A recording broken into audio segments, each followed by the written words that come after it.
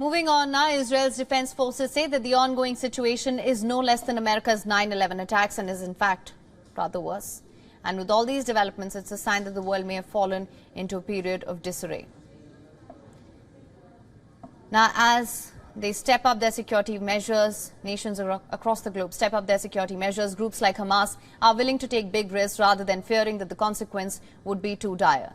The crisis is creating new headaches for the Biden administration, sharpening the focus on the current turmoil in Congress and threatening to add an extra level of unpredictability to the 2024 U.S. elections.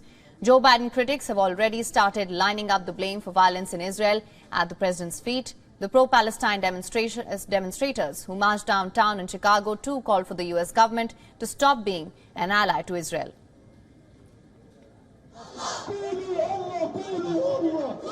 We know that the United States government historically and continues to often stand on the wrong side of issues.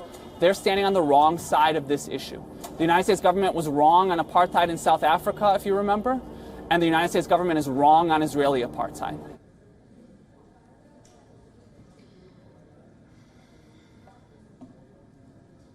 The current war brought setbacks to President Biden's efforts to bring stability to West Asia. Experts believe that by bypassing the Palestinian issue and by pushing to normalize diplomatic relations between Israel and Saudi Arabia, United States may have been a contributing factor in the Hamas attack. So while the American public tends to pay slight attention to events abroad, the horrifying images of civilian deaths from West Asia, including the death and hostages numbers of American citizens, has shifted focus from U.S. politics.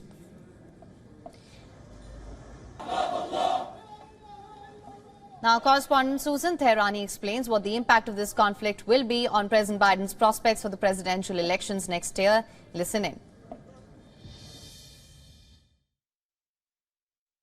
While presidential elections don't generally hinge on foreign policy issues, the recent assault against Israel by Hamas undercuts President Biden's assertion that the world is a safer place under his watch and because of his foreign policy chops. That attack against Israel by Hamas militants was not only due to an intelligence failure by Israel, but by the United States as well. And now President Biden is facing criticism from his opponents that global troubles are only multiplying under his watch. This comes at a time when the majority of Americans are growing weary of American support to Ukraine, notably arms sales. And it also comes at a time when an Air Force general recently said that the U.S. and China may go to war by the year 2025. And let's not forget that a peace initiative that the Biden administration was hoping to broker between Israel and the Saudis, well, after the Hamas attack against Israel and Israel's retaliation, that seems to be in the water as well. When President Biden recently made a deal with Iran as part of a prisoner swap to release $6 billion in frozen assets, former U.S. President Donald Trump said that that would be an incentive for other bad actors in the region to act the same. We now learn that not only did 9 Americans die in Israel, but there are some that are being held hostage by Hamas as well.